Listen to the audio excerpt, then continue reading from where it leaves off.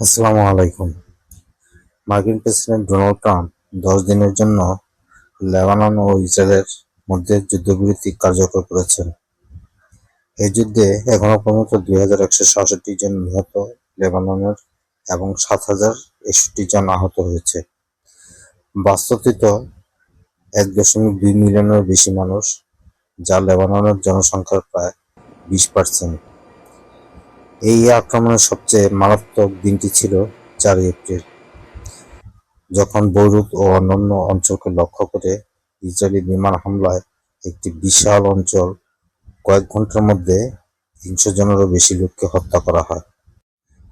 স্থল আক্রমণ এবং আন্তঃসীমান্ত বিনিময়ে আনুমানিক 36 জনের বেশি নিহত এবং 400 জনেরও বেশি আহত। এছাড়াও 2 জন বেসামরিক লোক নিহত হয়েছে বলে নিশ্চিত করা হয়েছে।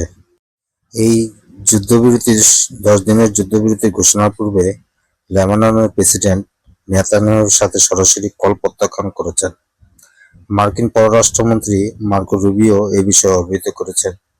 আমেরিকান পক্ষপাতিত্বের দরুন তিনি এই আলোচনা প্রত্যাখ্যান করেছেন বলে জানিয়েছেন।